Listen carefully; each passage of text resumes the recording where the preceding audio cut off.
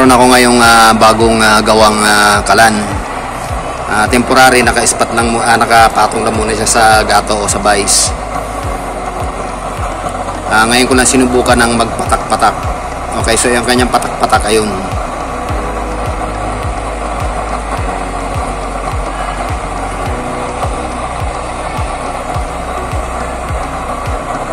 Ang purpose ko ngayon kasi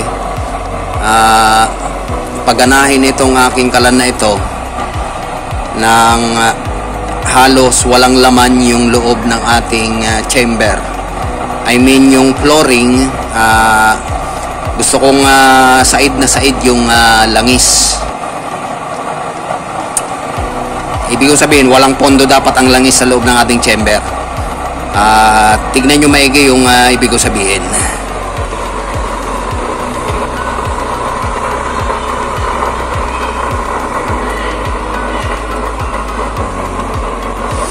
Kung mapapansin ninyo, yung flooring natin ay halos wala talagang laman yan, yung pinaka-flooring. Walang laman na langis ang ating pinaka-flooring.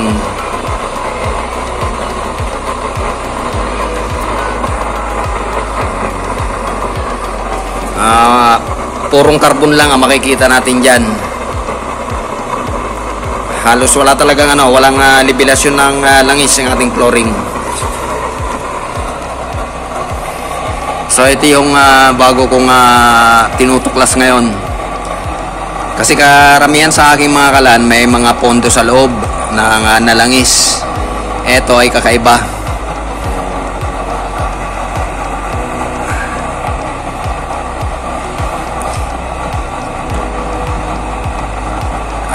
Tinetesting ko kung pwedeng gumana ang use oil kalan ng halos walang pondong langis sa pinaka flooring. Ang tanging inaasahan lang niya yung patak-patak na yon. Yun lang ang pinaka source. Yung tumutulong yun lang ang kanyang inaasahan. Ayan, ganyan lang karami ang patak niyan.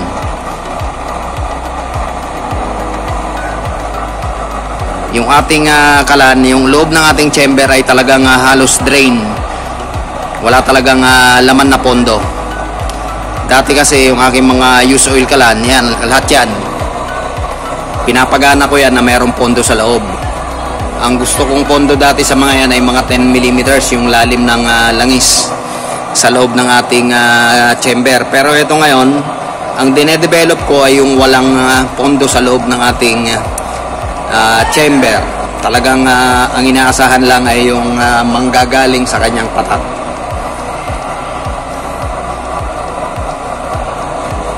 So yun lang ang kanyang patak. Ganyan lang katulin. Ganyan lang kaliit. Maliit lang ang droplets na ito.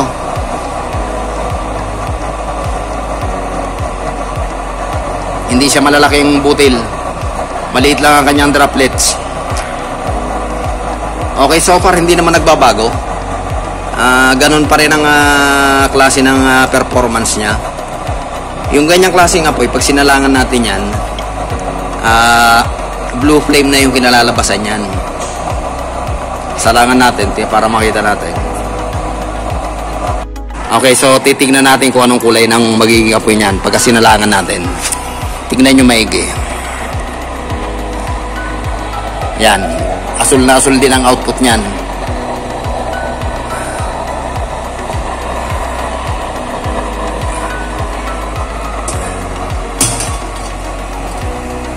Okay, so kanina pa ako. Bali nagte-testing ako. Tinesting ko to siguro mga 2 oras na nagte-test fire ako. Ngayon lang ako nag-record para makita ko talaga ang performance niya. Okay, so far hindi naman nagbabago ang performance sa ganun katulin na sa ganun karaming patak. Okay, silipin natin maigi yung kanyang loob. Hindi masyado makita. Ayan, kung mapapansin nyo, ayan, nagbabaga na yung ating ilalim ng ating chamber. Ayan, nagbabaga na. Ibig sabihin, walang laman yung ating yung flooring ng ating chamber kung may baga yan. Ayan, kung mapapansin nyo, bagang-baga yung ating ilalim ng ating chamber. So yung ibig sabihin, walang laman yung ating chamber, walang pondong langis.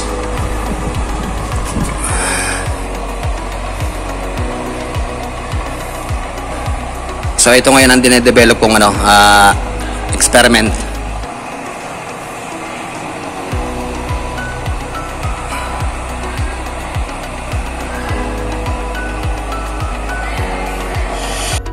Medyo mahangin nga lang dito sa lugar ko, kaya ganyan ang apoy natin. Para siyang binabali-bali.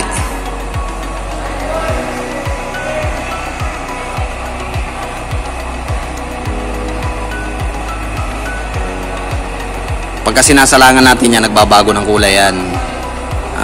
Bluish siya, pero yung loob niyan, blue flame yung loob. Kaya lang, pagka lumabas na ng chamber, medyo nagkakaroon ng kulay orange. Pero pag sinalangan natin yan, makikita nyo nagbabago ng kulay yan. Ayan o, nagiging asul.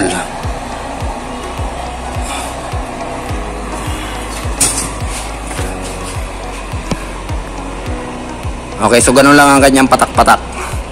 Yun lang ang inaasahan niyang feed. Walang pondo sa loob yan. Tuyong-tuyo yung ating pinakaloob ng ating chamber.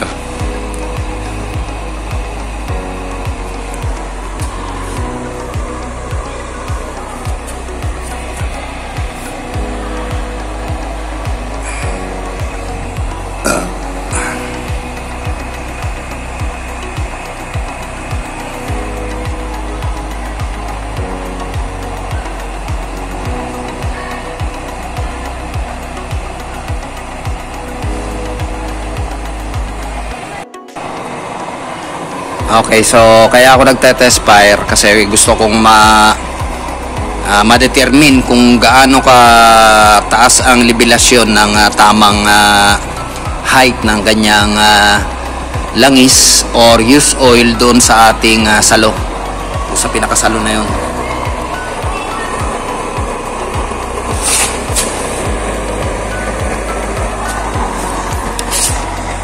Kapag ka nag-stagnant na siya sa ganyang performance, orasan ko pa ito ng mga ilang oras pa, then mula sa pondo ng ating pinakasalo ng ating langis, doon ko ibabase yung ating oil level regulator. Kasi itong design ko na ito ay kakaiba, itong kalan na ito. Hindi nang gagaling ang langis sa ilalim. Kaya kung mapapansin ninyo, wala talagang pondo yung ating chamber. Hindi na masyadong makita eh. Tingnan nyo maigi, o kung masisipat nyo maigi, nagbabagay yung ilalim ng ating chamber. Puro baga lang yun. So ibig sabihin wala talagang pondong langis yan. Yung ano lang yan, yung mga karbon na nagbabaga. Kasi kung may langis sa loob yan, sa loob ng ating flooring, hindi magbabagay yung mga karbon na yan. Ayan, tingnan nyo maigi. Ang hirap lang, hindi masyado makita eh. Siguro nabivisualize nyo na maigi, no? Walang pondo yung ating loob ng ating chamber. Yung mga karbon lang yan na nabuo.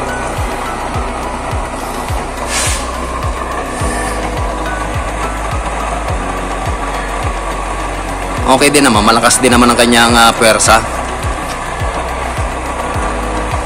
Okay, kung mapapansin niyo, dalawa yung aking one. Dalawa yung chamber na yan. Isang bilog, isang GI pipe yan, at saka mga angle bar lang ang ginamit ko. Yan. Puro lang yung angle bar, apat na angle bar na 1/4 by 2 inches. Tapos yung loob ng ating chamber, yan ay GI pipe na 3 1/2 ang diameter. Kakaiba itong ginawa ko ngayon kasi ang langis na ating pinifeed ay nanggagaling sa ibabaw. Kaya bago dumating yung langis papunta sa ating chamber ay nasunog na.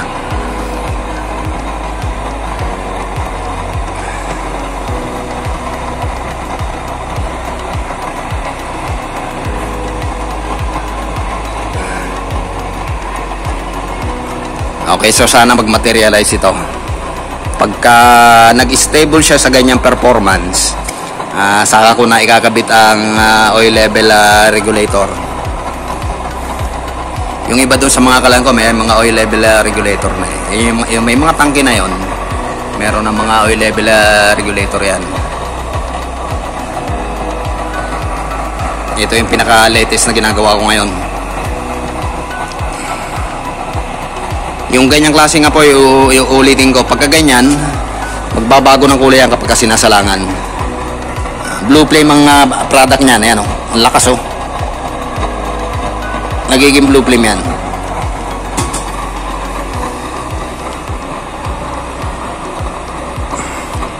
Inoobserbahan ko pa lang siya ngayon.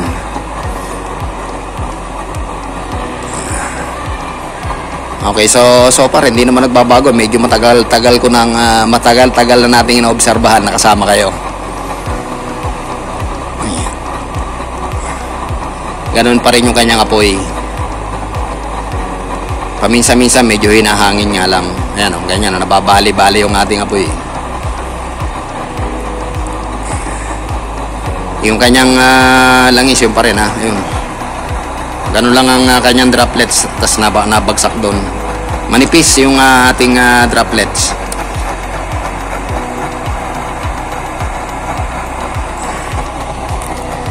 Ang pinaka-target ko kasi makapag-produce ng kalan na halos walang pondo yung pinaka-base o pinaka-ilalim ng flooring.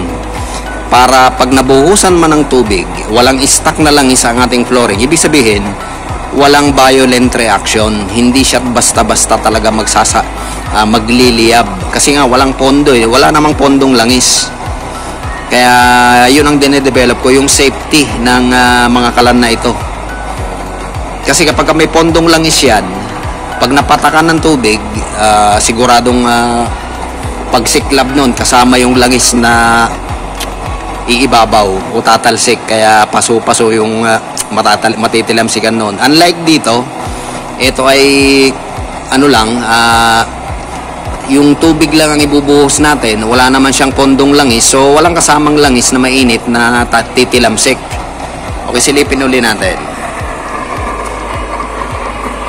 para nakikita natin maigi. Ayan, talagang carbon lang yan, ha, yung nasa loob niyan. Purong carbon lang yan. Wala talagang pondong langis yan. Hindi lang masyado makita.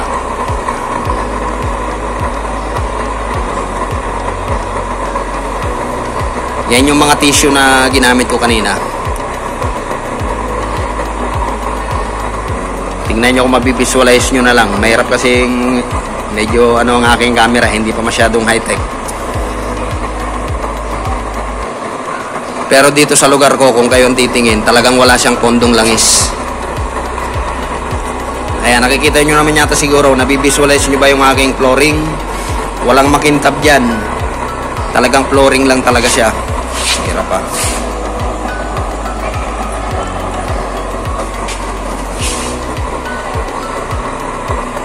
Okay, hindi ko rin binabago yung setting ng ating pagpi-feed o pagpapatak. So, pagkatapos kong mag-video na to, tatandaan ko yung levelasyon nun, then doon ko na ilalagay yung aking oil level regulator. Doon ako magbabase. I-maintain ko siya sa ganyang height. Ngayon lang ako nag-try ng patak-patak, kasi karamihan sa mga kalan ko may mga oil level regulator na eh. At saka pag nagte-testing ako, buhos-buhos. Hindi ko pa nusubukang magpatak-patak, ngayon pa lang. Ayan. Kasi para ma-maintain to o makita ko kung ano talaga ang levelasyon na kailangan ng ganitong klaseng kalan sa ating kung gaano kataas ang levelasyon na kailangan niya para mag-perform ng maganda. Okay, so far parang okay na ako rito sa performance nito. Stable na siya. Hindi na nagbabago ang kanyang performance. Solve na ako sa ganyang performance niya. Maski may orange sa ibabaw yan, pag sinasalangan niya, nawawala yan. Ayan o, ang lakas ng ating persa o. Ang lakas ng ating blue flame. Nagiging blue flame yan. Ang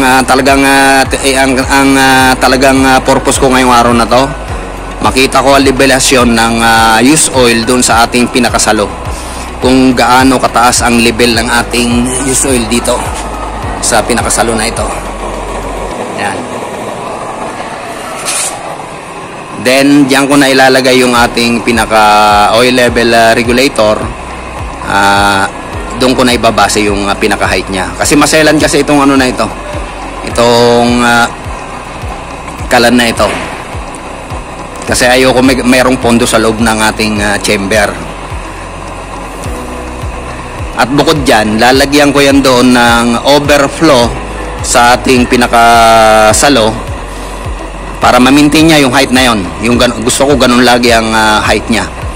Para pag may sumobra man na langis, doon na mag-re-release sa sa side na yon, sa ating pinakasalo.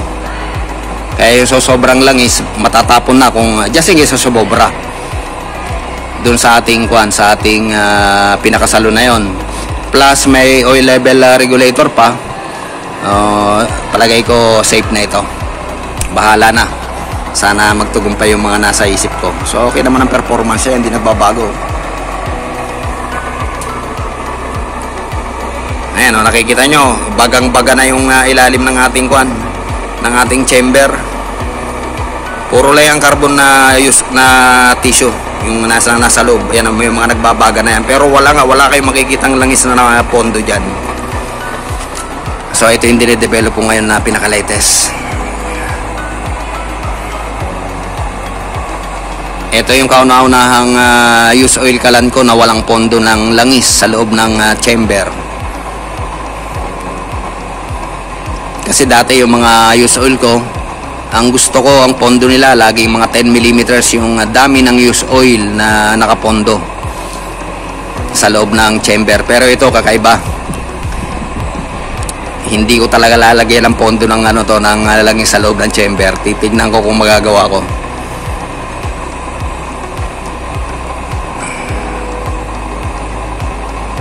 Ibig ko sabihin walang levelasyon o wala talagang halos walang laman yung chamber. Yun ang gusto kong ma-develop sa used oil kalan na ito. Para just in case na matapunan man ng tubig, walang langis, so hindi delikado. Sumiklab man yan, hindi rin masyadong malakas yun kasi wala naman langis na pondo eh. Ang pinakadelikado kasi yung langis, kasi mainit, hindi basta-basta namamatay.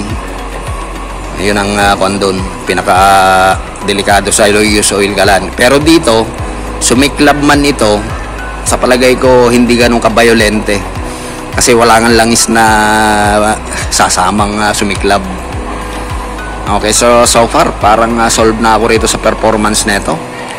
Medyo matagal-tagal natin na obserbahan pero hindi nagbabago ang performance ng apoy natin. Hindi pa rin nagkakaroon ng pondo yung loob. Ayun, tingnan nyo maigi, wala pa rin pondo. So tamang-tama lang yung ganong klaseng patak. So tamang-tama lang yung ganong klaseng pagpipid, yung patak-patak ko na yun. Ganun lang dapat katulin. Just imagine, ganyang patak ang kanyang sinusunog. Pagpatak niya, yun ang kanyang pinifeed sa chamber na yan. Hindi na nakakarating sa ilalim ng ating base o sa ilalim ng ating chamber yung langis na pumapatak. Kasi nga yung ating langis, nanggagaling yan sa ibabaw. Kabaliktaran nito. Sa ibabaw nanggagaling yung ating langis. Okay, so hanggang dito na lamang muna uli. Maraming salamat sa pagsama. Medyo mainit na yung aking cellphone. Baka mag-overheat na naman. So hindi pa rin nagbabago yung performance ng apoy natin. Ganun pa rin. Okay, so maraming salamat. Abangan nyo pa yung pinaka-update na gagawin ko rito sa bago kong kalan na dinedevelop. Maraming salamat. Until then.